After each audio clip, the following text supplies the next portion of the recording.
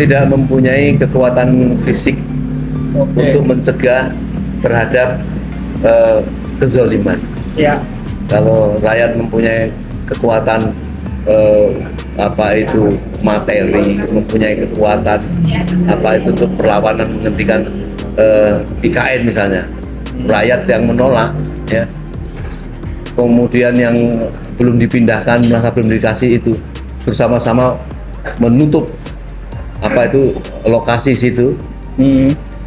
Kita tunjukkan, kita lihat apakah TNI akan melakukan penghardikan kepada rakyat yang masih ada di beberapa kabupaten. Saya lihat rakyat sudah mulai berani terhadap kalau itu sudah tidak ada, maka kan pertama kekuatan itu kan dengan fisik, dengan tangan, dengan kekuasaan yang kita miliki. Kalau itu tidak, yang kedua adalah dengan lisan. Maka para tokoh guru besar dan para aktivis dan para purnawirawan yang tegak lurus gitu ya kepada kebenaran, bukan tegak lurus kepada kekuasaan, itu melakukan satu pernyataan sikap bersama.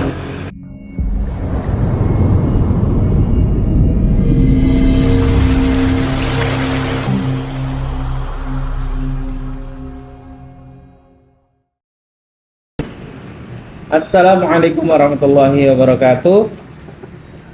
Para pemirsa sekalian dari berbagai channel pada malam hari ini, ada Anti Oligarki, ada Mimbar Tube, ada Salwa Media, ada Bang Dul, Wangkawan TV One, terus apalagi Bang Dul?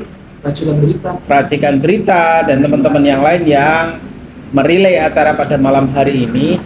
Menarik apa yang kita lihat perkembangan selama seminggu terakhir dalam perpolitikan di negeri ini ya. Banyak hal-hal yang terjadi, khususnya mengenai pertambangan, perpindahan ibu kota dan tapera. Yang ketiga-tiganya ini nampaknya permasalahannya cukup pelik ya. Yang pertama kita akan mencoba membahas soal pertambangan dulu, dan sudah hadir bersama kita tokoh yang selama ini warawiri di per-YouTubean jagat sosmed, Pak Mursalin dari CSIR. Ya. Assalamualaikum warahmatullahi wabarakatuh. Waalaikumsalam warahmatullahi wabarakatuh. Sebelum ditanya, bagus juga ditambah itu persoalan perbankan yang terjadi di Muhammadiyah ini sangat menarik. Oh iya betul, ya, yang menarik. Baik, menarik dana. Ya. Ya, jadi kalau kita lihat ini sedang ramai di media sosial soal pertambangan dan ormas Islam ya, Bang. Di antaranya kemarin Muhammadiyah menarik uangnya dari BSI yang membuat kocar-kacir kayaknya. Terus kemudian selanjutnya ada isu soal pertambangan. Seperti yang kita tahu bahwa pemerintah kemudian mengeluarkan peraturan tentang perizinan pertambangan yang itu ditujukan kepada ormas Islam, ormas keagamaan spesifik ya, ormas keagamaan. Dan kalau kita lihat ada banyak sekali ormas-ormas yang kemudian menolak rencana pemerintah ini, tapi ada juga yang menerima. Nah, kita ingin tahu sebenarnya apa sebenarnya motif pemerintah menerbitkan undang-undang yang secara tiba-tiba dan secara spesifik ormas keagamaan. Kan agak-agak nyambung ya antara pertambangan dengan ormas keagamaan. Pak Musa lihatnya seperti apa? Ya, baik. Bismillahirrahmanirrahim. Mas Arief, kita berharap rakyat masyarakat Indonesia menarik nafas yang dalam dan mendekatkan diri kepada Allah ya, dengan berharap pasca pemilu akan menghasilkan suatu keadaan yang lebih baik. Tetapi ternyata masih menampilkan dan akan bahkan lebih arogan ya, ugal-ugalan, dan masyarakat itu akhirnya mengetahui dengan persis tentang apa yang menjadi langkah-langkah diambil itu. Ada mengambil hati, tetapi kemudian melakukan ketidakadilan dan kesemrawutan, termasuk masalah pengolahan tambang itu. Iya. Kalau sekarang kita harus jawab secara cepat masalah pertambangan itu, kan tidak pada tempatnya. Oke. ormas yang didirikannya itu tentu menjadi kegiatan Ormas kemanusiaan, keagamaan, ya. keagamaan lagi, kemudian untuk memberikan peringatan sebagai pengontrol pemerintah dan lain sebagainya, diberi yang tidak pada tempatnya. Rakyat kan menilai bahwa ini kan seolah-olah mengharap ormas-ormas yang kritis pada pemerintah dengan dikasih itu dibungkam supaya tidak melakukan kritikan-kritikan. Iya. Kan kalau rakyat kan hak saja, dan itu fakta seperti itu. Selayaknya lah kalau memang masalah pertambangan diberikan kepada organisasi-organisasi rakyat yang memang dia memang ahlinya, ya. Iya. Di ITS kan banyak orang-orang yang dari teknik gitu ya, di ITB ada UPN, ada fakultas tambang, fakultas minyak, fakultas geologi, di UGM juga seperti itu, di Trisakti seperti itu. Mereka masa-masa itu dia punya kelompok-kelompok yang untuk membuat satu pekerjaan, untuk mencari pekerjaan di BUMN atau di swasta. Mengapa itu yang tidak dinaikkan oleh pemerintah untuk menjadi organisasi perusahaan yang dilakukan oleh para rakyat yang cerdas-cerdas, diberikan kepandaian. Bahkan kalau memang mereka dibutuhkan untuk membagi-bagi perusahaan pada rakyat, ya itu disyaratkan saja, kalian kita kasih ini tetapi harus mengambil tenaga kerja dari ini, kemudian memberikan pada masyarakat ini, kan begitu. Nah kalau ormas keagamaan, ormas dalam masyarakat ini, yang mereka kerjaannya mungkin banyak menasehati, kemudian banyak katakanlah melakukan kerjaan-kerjaan sosial, tahu-tahu di kerjaan tambang, kan nggak mungkin mereka akan nambang sendiri. Apa mungkin kemudian para ormas itu nanti dia bawa pasul, nanti mau gali emas, mau menggali timah, tambang minyak. Nah ini kan akhirnya dia memberikan kepada kepada tenaga-tenaga ahli juga. Iya. Janganlah melakukan sesuatu yang tidak pada tempatnya. Jadi kalau misalnya ormas yang dikasih, ya, ormas yang tidak kebagian bagaimana? Kan pasti akan ngiri. Betul. Orang yang tidak ikut ormas bagaimana? Jadi kan ini melakukan ketidakadilan yang sangat mencolok, betul. Iya. Nah ini jelas itu tadi saya katakan, ini akan mengadu domba di dalam masyarakat. Kalau suatu ormas diberikan hak tambang di Sulawesi, di suatu kabupaten misalnya, kan akan ribut sama kabupaten yang merasa wilayahnya itu dia milik dia. Kemudian dengan ormas, ini menurut saya keputusan yang tidak bertanggung jawab, ya. Kok saya yakin kalau ormas yang yang tahu diri, saya yakin menolak. Dan nampaknya banyak indikasi, kita belum lihat bahwa ada ormas yang sudah menerima gitu. Dan ini kan menyetujui, ya. Artinya cepat-cepatlah taubatlah gitu ya, untuk pekerjaan-pekerjaan yang tidak pada tempatnya, termasuk masalah tapera itu, mengapa ditolak oleh masyarakat. Ini mau betul-betul mengasih rumah pada rakyat atau mencari uang dari rakyat, gitu loh. Iya. Ini masyarakat ini harus mengontrol. Ini masyarakat yang baik tidak mengontrol, yang tahu ini berdosa ini, ya. Pemerintah makin rusak, makin membuat amburadul, dan rakyat akan lebih terkocar-kacir. Iya. Saya kira gitu. Ya, tadi disebutkan Pak Masal mungkin sedikit memberikan gambaran kepada teman-teman. Ada satu meme yang menarik dari Tempo. Digambarkan di sana ada orang yang bersorban, memakai tongkat, terus di belakangnya ada eskavator pertambangan. Terus dia bilang, tulisannya gini, semoga kita tidak merusak bumi ini. Ya, artinya di situ sindiran yang sangat dahsyat sebenarnya. Ya, saya kira para ormas tidak perlu marah pada Tempo ya. Ini kritikan yang artinya kalau sesuatu tidak diberikan kepada yang ahlinya, ya tunggulah kerusakannya. Ya. Mestinya kalau ormas itu berbalik menyampaikan pada pemerintah, kalau kalian mau memberikan ini sesuatu, tentulah pada anak didik, anak bangsa yang mempunyai keahlian itu. Keahlian soal itu, Nah, betul. kalau kalian mau memberikan sumbangan besar kepada ormas-ormas karena banyak juga, ya silahkan gitu. Tetapi pekerjaan kita bukan itu gitu. Didirikannya ormas ini bukan untuk menambang atau untuk mencari ikan atau untuk apa itu menebang hutan gitu. Jadi saya kira itu. Atau memang itu seperti yang dikatakan Pak Mursalin tadi, supaya ormas ini pada diem nggak menyampaikan kritik terhadap pemerintah, atau justru ini adalah bagian dari quote and quote ya, suap bagi ormas-ormas tertentu untuk selalu bersama dengan pemerintah. Siapa yang berlawanan dengan pemerintah, nanti ormas inilah yang akan maju. Kira-kira gimana Pak? Ya saya melihat artinya intinya mereka itu melakukan politik belah bambu. Oh, Ya.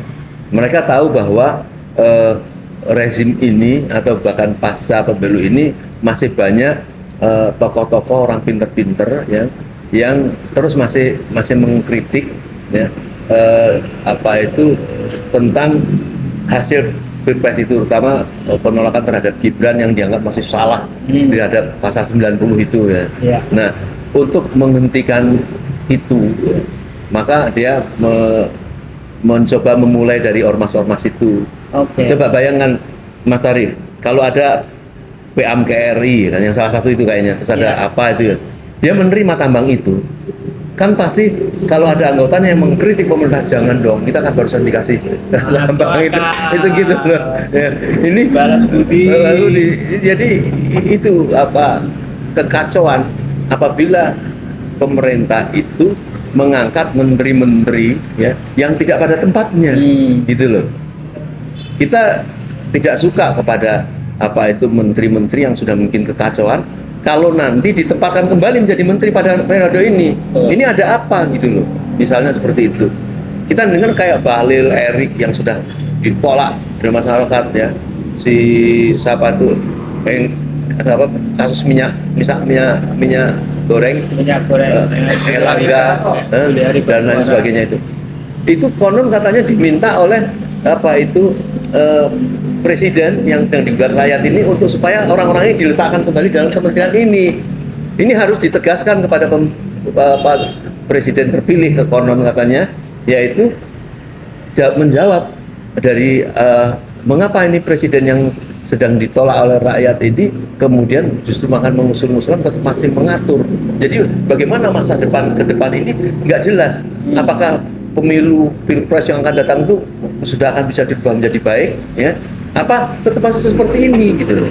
Nah sekarang kembali lagi bahwa janganlah rakyat itu diadu domba dengan yang satu diangkat, diberi kasih sayang, yang berani kritik ngelawan diinjak. Nah, itu namanya politik belah bambu. Politik yang digunakan oleh Belanda untuk mempertahankan penjajahannya, karena di rakyat juga ada yang melawan itu.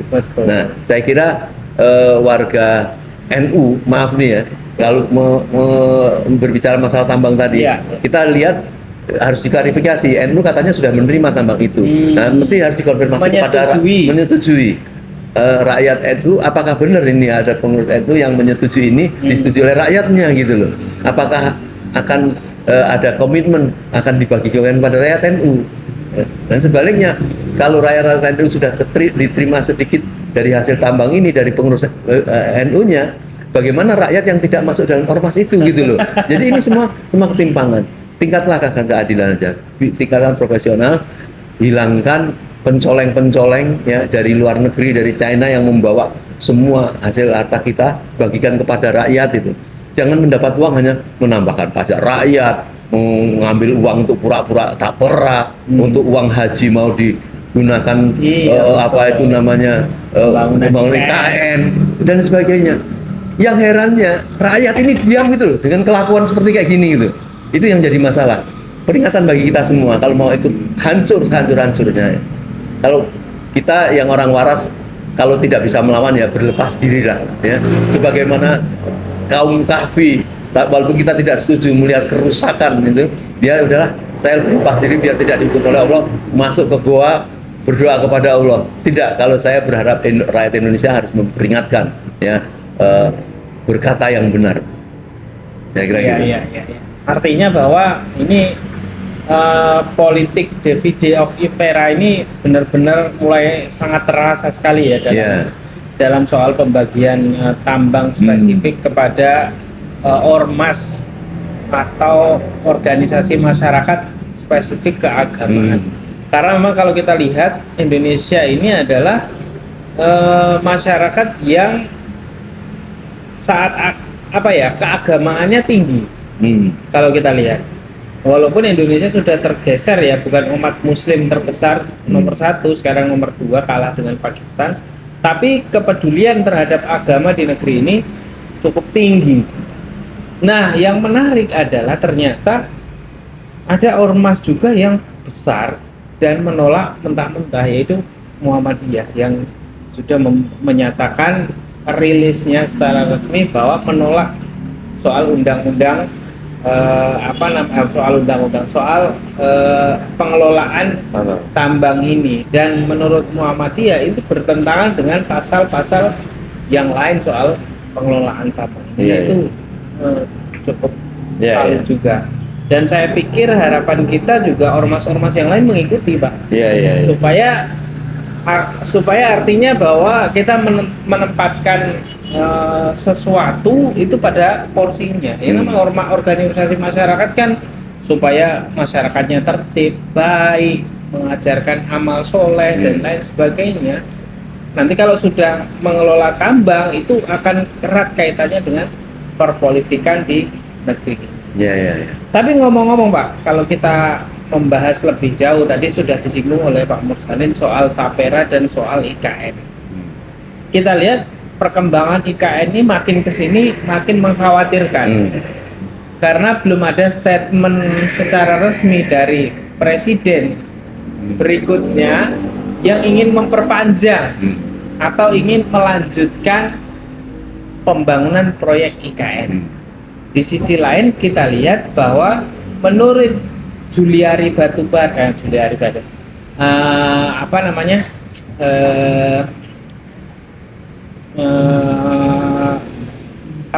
kemarin kan kepala otorita IKN kan mundur, diganti dengan Pak Basuki,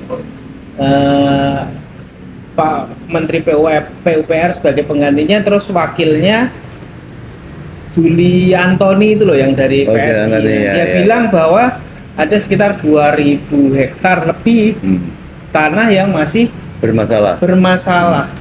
Nah, melihat kondisi seperti ini, Pak, menurut Pak Mursalin, proyek IKN ini akan seperti apa? Ya, baik. Tadi saya sebenarnya pengen ngomentari sedikit masalah ucapan selamatlah kepada Muhammadiyah yang berhasil tentunya memberikan sikap kepada pemerintah. Kita tahu bahwa sikap yang tegas yang didahului oleh kajian-kajian tim hukum, bahwa simpulan dari tim hukum di Muhammadiyah itu menyarankan kepada pimpinan bahwa sebaiknya ini nampaknya semacam jebakan, kalau bisa ditolak. Itu mau prosedural organisasi yang sehat menurut saya gitu ya. Jadi tidak seorganisasi itu hak veto utama adalah daripada pemimpin. Pemimpinnya tidak bertanggung jawab A, B secara cepat, memberikan kepada orang-orang yang mempunyai keahlian dan tertentu. Nah, saya kira ini satu organisasi yang bukan saya memuji ya, saya bukan orang Muhammadiyah ya, walaupun pernah di SMP sekolah di Muhammadiyah, tetapi paham benar ya, saya bahwa mereka seperti itu kalau memberikan sikap itu artinya bukan marah tetapi harus tegas, mengajarkan kepada rakyat, kepada anggota Muhammadiyah, kita gini berhadapi. Kalau dilihat dari sakit hati, Muhammadiyah ini sudah banyak hal. Waktu zaman siapa itu COVID itu sudah diungkapkan oleh Pak Din Samsudin bahwa rumah sakit Muhammadiyah itu ratusan miliar belum dibayar. Apakah kemudian itu dibayar atau tidak? Nah, artinya kalau ini ada masalah di perbankan, nanti kita bahas secara khusus ya. Kemudian menarik ras itu punya artian dia akan mendidik ya. Dia tidak bisa, dia bukan organisasi politik jalanan yang kemudian berdemo, kemudian walaupun itu bagus juga, jadi harus lengkap ya, ada yang berdemo di jalan, ada yang seperti Muhammadiyah, ada yang seperti, memang harus banyak supaya pemerintah itu artinya banyak masukan dari mana-mana. Betul. Tapi kalau sudah banyak masukan dari mana diberikan di jalan secara sikap seperti itu, ya kita mau apa? Kita mau mati bareng-bareng terhadap apa penguasa yang seperti ini. Masa ada menteri semaaf nih ya, seecek kayak gitu ya, si Bahlul yang Bahlil ya, Bahlil yang dimarahin oleh rakyat itu mau dikembalikan lagi menjadi menteri. Apa kita diam 1000 bahasa? Nah maka pertanyaan tadi,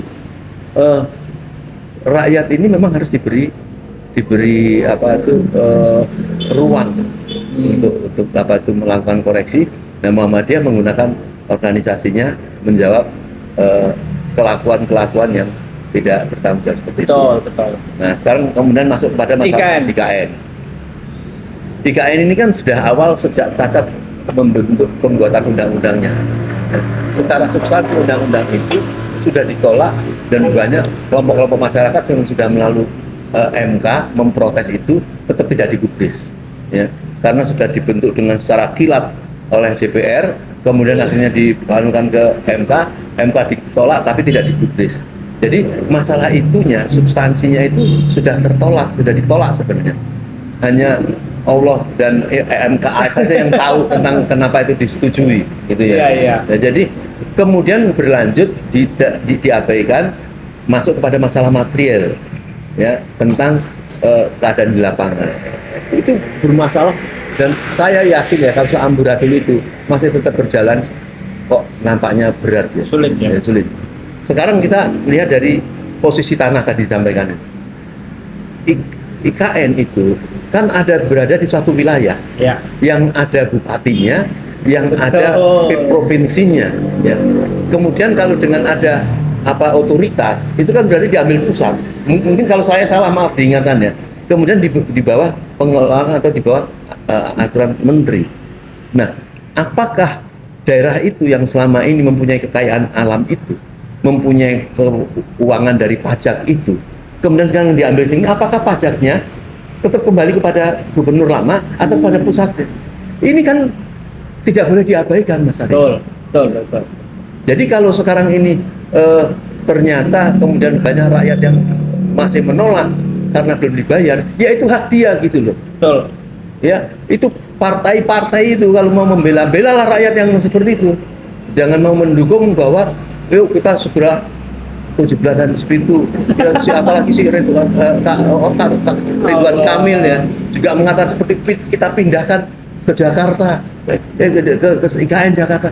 Coba orang ini awalnya orang pinter Pak, ya orang-orang ini awalnya orang pinter, tapi karena yang digunakan hawa nafsunya, jadi bodohnya nggak ketulungan gitu loh Pak. Itu banyak hal-hal yang seperti kayak gitu. Nah maka rakyat jangan salah pilih ya. Ini banyak orang-orang yang pinter juga sudah melipir gitu loh Pak. Bagaimana ada seorang pengacara ya yang bersama rakyat kemarin itu menolak itu tentang hasil-hasil proses pemilu ini ke Bawaslu. Ya, ini ada seorang pengacara nih, Muslim nih ya, gitu ya. Kemudian sekarang dia melipir membela-bela ini semudah itu, seolah-olah berpolitik itu nggak ada akidahnya, Pak. Ya, seolah berpolitik itu bebas. Kan ini politik kan bebas, gitu loh. Jadi boleh melakukan apa saja kecurangan-kecurangan. Ini menuju kehancuran, tapi tentu jangan khawatir, kita masih bisa membangun lagi. Nah, kembali pada masalah IKN, itu ketimpangannya. Dan sudah diadakan kajian tentang keamanan, tentang bagaimana ekologinya, geopolitik dan lain sebagainya. Itu tidak ada yang bisa mendukung untuk baiknya itu IKN. Coba kemarin kan sudah tahu. Belum ada rumah, belum ada penghuni, hujan, banjir. Coba paparkan dengan teknologi apa akan melaksanakan itu. Jadi semua gedung-gedung Jakarta seolah mau dijual, mau disewakan, dipindahkan ke sana. Ini demi kepentingan apa? Pak Presiden ini terjadi kekacau balauan di sini ini apa di dalam otaknya? Dan kalau ini sudah tinggal beberapa bulan, sudahlah, ya pasrahkanlah dengan presiden baru, jangan seperti kayak mengotot, ya target tanggal 17-an ini harus menjadi tempat upacara. Dan mungkin saya menduga pengunduran dirinya Bambang dan Doni itu dari itu mungkin tidak kuat, walaupun katanya gaji juga nggak dibayar sudah 11 bulan. 11 bulan. Mungkin nggak kuat juga secara mental ya. Nanti kalau disalahkan kok dia dengar kayaknya presiden yang akan datang tidak menyetujui IKN. Nanti kalau disalah-salahkan dia, oh daripada nanti saya digebukin orang nanti. Nah, kalau sekarang ini yang digantikan sama siapa, Hadi Mulya, namanya Menteri PUPR kan? ya. Terus Menteri PUPR ya? Iya, Menteri PUPR. Dan siapa? Ini karena memang kita Raja tahu Juli Antoni. kita tahu bahwa orang-orang ini adalah orang-orang diehardnya si Jokowi yang berani apapun yang berjibaku, entah benar, entah salah, entah masuk akal, entah tidak, pokoknya samina wa atona gitu. Padahal samina wa atona itu untuk melakukan sesuatu yang baik. Samina, saya mendengar, wa atona, saya taat, misalkan itu loh. Berjatuh pada kejahatan seperti itu. Nah, kita harus tetap berani mengatakan ini. Jangan orang-orang yang pas-pasan pengetahuan kayak kita disuruh ngomong. Itu orang yang pintar-pintar jangan melipir-melipir untuk seolah-olah akan mati. Kalau inilah Mas Arif ya, akibat dari pemerintah yang sudah lama sejak dulu tidak memberikan pekerjaan pada orang-orang pintar. Jadi orang-orang lulusan ITB yang pintar, UGM, UI yang pintar itu banyak yang berlomba-lomba ikut di dunia politik, ya. Coba mereka itu insinyur, kalau banyak pekerjaan, ya. Ini untuk memberikan mereka pekerjaan yang sifatnya bergengsi gitu ya, kan bagus Pak. Sekarang ini orang tua Pak itu bangga. Anak saya kerja di mana, di Freeport. Kerja di pertambangan itu, gajinya 20 juta, seneng ya anak-anak kan. Siapa Mas Ari punya anak, kerja kan seneng kan. Padahal mereka itu disuruh untuk mencuri harta kita untuk dipindahkan keluar. Betul. Ya, berapa gaji orang-orang itu gitu loh. Ya kan Mas itu nggak transparan. Tambang-tambang itu nggak transparan. Yang bekerja semua orang-orang anak dalam negeri yang sekolah hebat-hebat itu. Sekarang enggan bekerja seperti itu, maunya bekerja jadi politikus-politikus yang akhirnya menjadi rusak semua.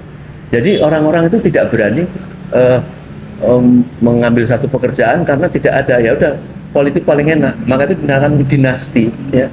Itu paling enak untuk keluarganya. Coba lihat keluarga gubernur, keluarga menteri, semua percaya diri anaknya kalau bekerja di politik seperti kayak gitu. Ini yang kita kepengen rakyat dan Indonesia ini berubah karena kita punya banyak kekayaan. Masa tidak mampu sih gitu loh membuat pekerjaan-pekerjaan itu untuk kelompok-kelompok rakyat ini, mau di perikanan, mau di kehutanan, mau di pertambangan, mau di apa saja ya, pengelolaan air dan lain sebagainya. Kemarin saya dengar Pak Prabowo itu berceramah di Universitas Pancasila, bagaimana dia memaparkan tentang kekayaan Indonesia yang mirip lah kalau seperti buku yang pernah ditulis itu Paradoks Indonesia gitu ya. Bagus kesadarannya itu, tetapi apa yang dikatakan tentunya sesuai dengan apa yang dilaksanakan.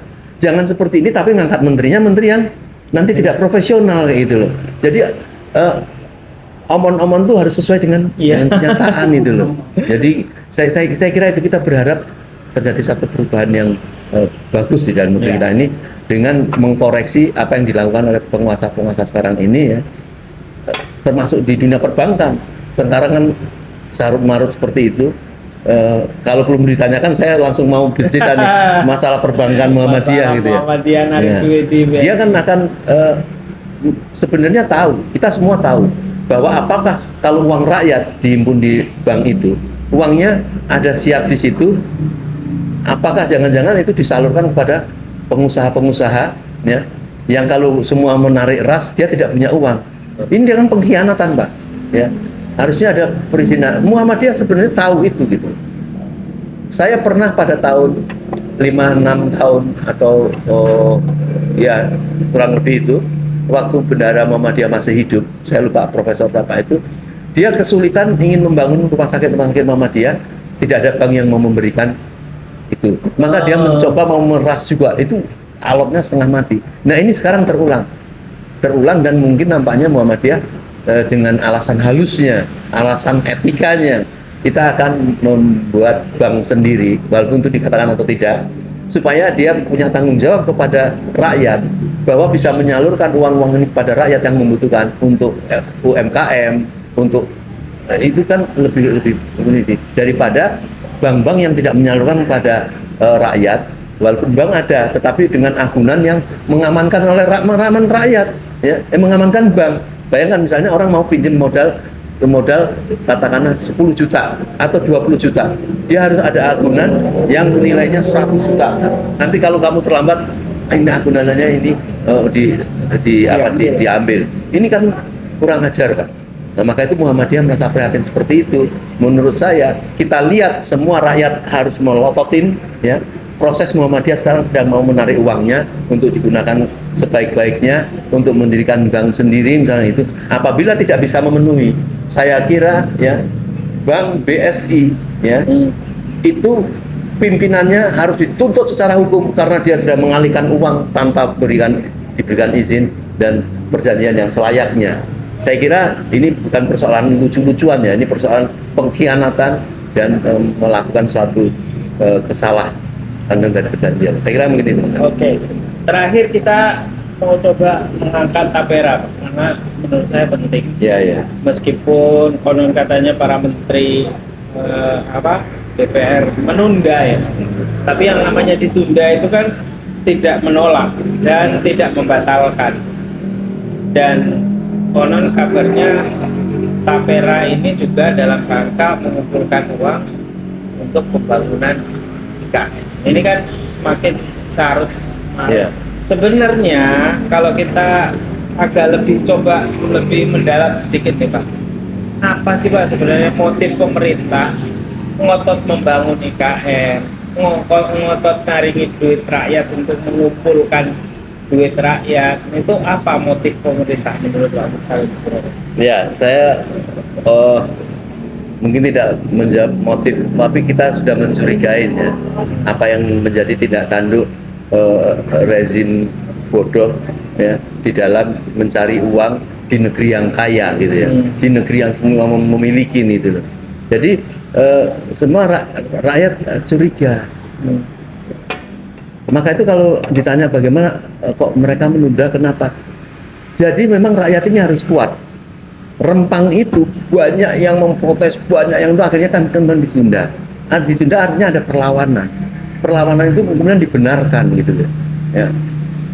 Jadi janganlah orang yang sudah melakukan kebijakan kebodohan seperti ini masih terus dipakai menyinggung terus kepada masalah Bahlil ini. Kita semua rakyat jangan sampai dia digantikan menteri lagi kepada yang akan datang. Ini kampanye kita ya terhadap orang-orang jahat yang sudah melakukan seperti itu.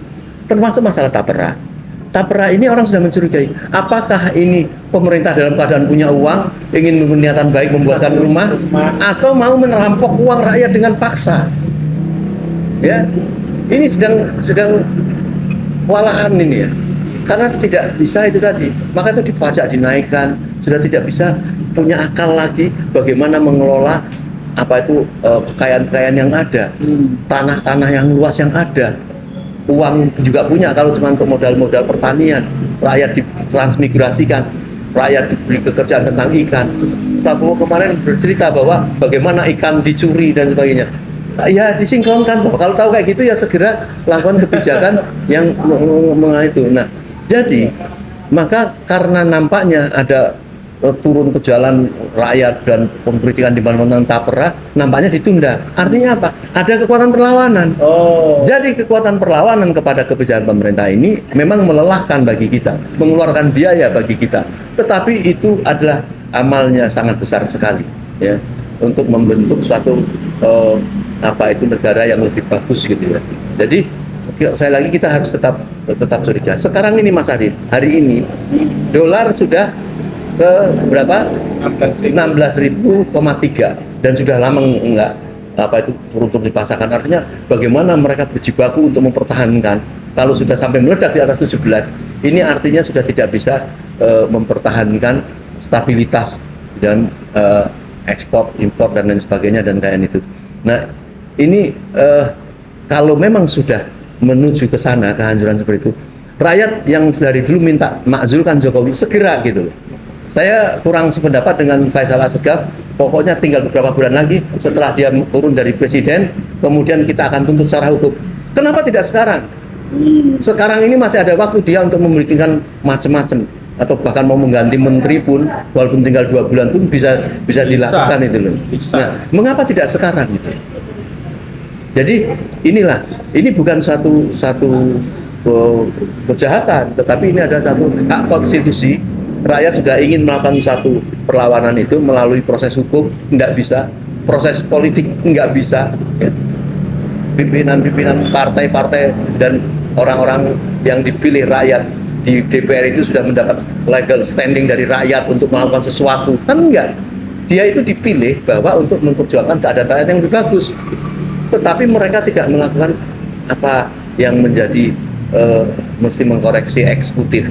Saya kira sekarang saatnya lah rakyat yang mempunyai daulat yang tinggi untuk melakukan perlawanan dan penghentian kejahatan ini. Saya kira. Oke, baik. Terima kasih teman-teman. Ya. Dan saya pikir tadi pesan terakhir dari Pak Mursalin tadi cukup menarik untuk kita simpulkan dan kita ambil pelajarannya. Maka saatnya rakyat mengambil peran hari ini maksudnya dengan terus melakukan pendidikan politik, terus mengingatkan terkait kebijakan-kebijakan pemerintah yang merugikan masyarakat, seperti tapera, IKN, undang-undang ormas ini, kemudian kebijakan-kebijakan yang lain. Nah, saya minta terakhir nih Pak, sebagai closing statement. Tadi sebenarnya sudah disebutkan bahwa mengunggulkan Jokowi. Sudah disebutkan juga bahwa rakyat saatnya melawan. Nah, ini konkretnya ini seperti apa, Pak? Rakyat tentu tidak mempunyai kekuatan fisik untuk mencegah terhadap kezaliman. Ya. Kalau rakyat mempunyai kekuatan materi, mempunyai kekuatan untuk perlawanan menghentikan IKN misalnya, rakyat yang menolak, ya, kemudian yang belum dipindahkan merasa belum dikasih itu bersama-sama menutup lokasi situ. Kita lihat apakah TNI akan melakukan penghardikan kepada rakyat yang masih ada di beberapa kabupaten. Saya lihat rakyat sudah mulai berani terhadap kalau itu sudah tidak ada, maka kan pertama kekuatan itu kan dengan fisik, dengan tangan, dengan kekuasaan yang kita miliki. Kalau itu tidak, yang kedua adalah dengan lisan. Maka para tokoh guru besar dan para aktivis dan para purnawirawan yang tegak lurus gitu ya kepada kebenaran, bukan tegak lurus kepada kekuasaan, itu melakukan satu pernyataan sikap bersama, ya. Pokoknya ini kami menganggap pemilu ini belum ada koreksi terhadap kecurangan ini. Kemudian kalaupun sampai terjadi, diresmikan dengan MK yang mati berdiri, kan artinya faktanya MK sudah menyetujui itu. Dan walaupun ditolak rakyat, maka kami tetap menyatakan pemerintahan ini atau rezim ini dan melakukan satu ketimpangan dan kejahatan, kami rakyat tidak rela dan kami akan tetap mengawasi apa yang menjadi kebijakan yang akan datang. Dan saya kira paling penting itu, sehingga rakyat tahu mana yang benar, mana yang salah. Jangan seolah udahlah sekarang ini udah dianggap menang aja lah, udah kita untuk damai negara lah. Justru kita ingin kedamaian itu harus ada keadilan, harus ada kebenaran. Tidak akan terjadi kedamaian yang benar kalau tidak ada keadilan dan tidak ada kebenaran. Ini tetap yang kulil hak walau kana murad. Katakanlah yang benar, ya, walaupun pahit untuk dikatakan dan sebagainya. Itulah saya yakin cita-cita Pancasila, ya, yang diteriakkan kita semua, yaitu berpedoman pada ketuhanan yang Maha Esa. Itu saya kira, Mas Arif. Oke, baik. Terima kasih teman-teman yang setia menyaksikan video ini.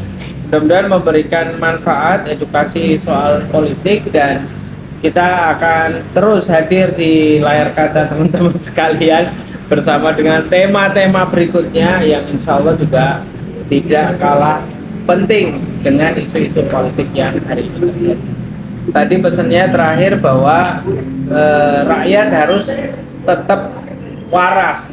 Rakyat harus tetap melawan terhadap ketidakadilan dan itu memang adalah hak masyarakat. Terima kasih yang sudah menonton. Wassalamualaikum warahmatullahi wabarakatuh. Waalaikumsalam warahmatullahi wabarakatuh. Keren, cerdas.